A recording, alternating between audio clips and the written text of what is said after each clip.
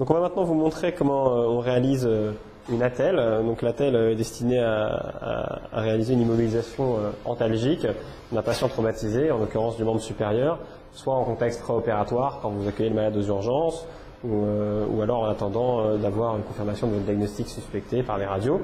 Donc l'attelle, c'est vraiment le traitement antalgique optimal, tout simplement parce que ça immobilise le segment osseux fracturé, et donc c'est vraiment ce qui est le plus efficace pour l'antalgie. Alors pensez bien, quand vous confectionnez un plâtre, une attelle ou pour n'importe quel geste technique, pensez bien à vous installer dans des conditions de confort maximal pour vous et pour le malade.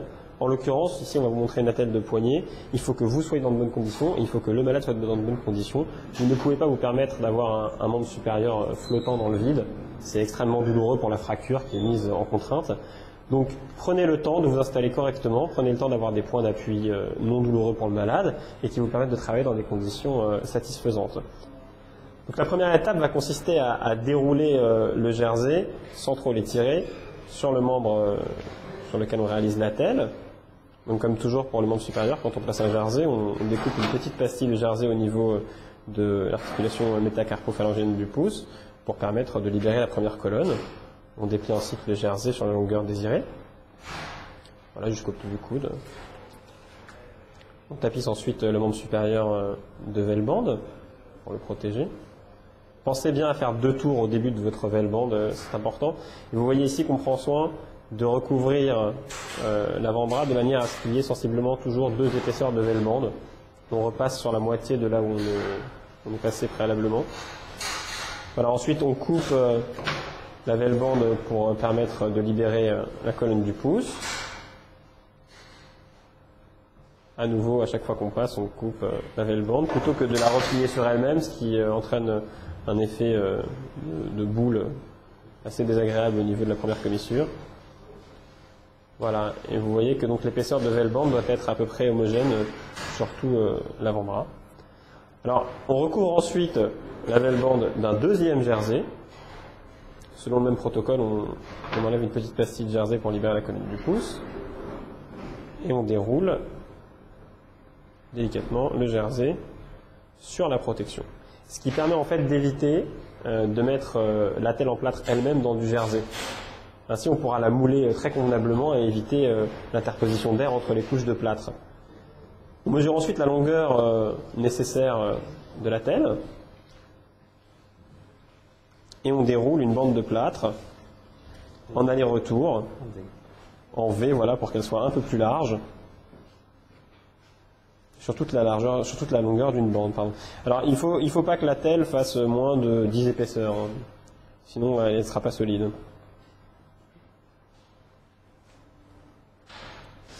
Ensuite, il faut penser à libérer toujours la colonne du pouce, hein. C'est vraiment une préoccupation dans toutes les immobilisations du membre supérieur pour permettre d'avoir une mobilité normale des doigts et notamment du pouce s'il n'y a pas de raison d'immobiliser. Donc voilà, vous dégagez un petit volet latéral, enfin sur le bord radial de votre attelle. Ensuite, on la plie et on va la mouiller. Alors il faut absolument, quand vous êtes à ce stade du jeu, vous ayez tout prévu parce que le plâtre, une fois qu'il est mouillé, il sèche et une fois qu'il sèche, on ne peut plus revenir en arrière. Donc vous devez vérifier que votre attelle est bien préparée, que le jersey est bien déroulé, la V-band bien à la bonne hauteur, à la bonne épaisseur, le deuxième jersey par-dessus, la colonne du pouce libre, et seulement quand vous êtes certain que tout est prêt, que vous avez la bande Velpo prête à l'emploi, là vous pouvez mouiller l'attelle. Et là, vous mouillez l'attelle, toujours dans une eau tiède. Quand on mouille une attelle ou un plâtre, on le plonge dans l'eau jusqu'à ce qu'il n'y ait plus de bulles qui sortent. C'est le signe que toute l'attelle ou tout le plâtre est imbibé. Ensuite, on le lisse. C'est une étape très importante. Ça permet d'éviter la survenue d'interposition de bulles d'air dans le plâtre, ce qui le fragilise. Donc, on le lisse bien, des 2 côtés. Et on l'applique sur l'avant-bras, en le moulant bien. Voilà, vous voyez qu'il fait exactement la bonne longueur. Il n'est pas trop long, donc il ne va pas bloquer la flexion des doigts. En même temps, il n'est pas trop court. Il est bien. Donc on le lisse bien avec la paume. Voilà, on évite de mettre des empreintes avec les doigts sur le plâtre et encore plus sur la résine qui sèche assez rapidement, et donc ça fait des points de compression partout où on met les empreintes de doigts. Donc quand on touche un plâtre ou une résine, c'est toujours de manière très large, avec le creux de la main. Vraiment, on essaye au maximum d'avoir des points d'appui qui sont larges. Voilà. Voilà, ensuite on replie le jersey de part et d'autre, en distal et en proximal. Et on maintient le tout par une bande velpo du calibre adapté qu'on va dérouler selon la même méthode que tout à l'heure en spica, c'est-à-dire en 8 de chiffres. Donc c'est ce qui permet un maintien optimal et ça permet d'éviter toute compression.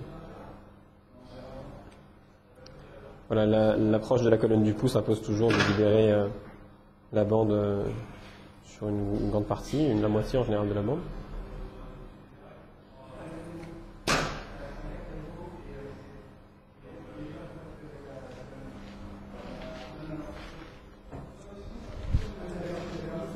Ensuite, on maintient la belle bande par du sparadrap que votre externe prendra soin de vous préparer à l'avance. Voilà. On libère bien la colonne du pouce, encore une fois. Et vous voyez la telle qui donc laisse libre toute la colonne du pouce.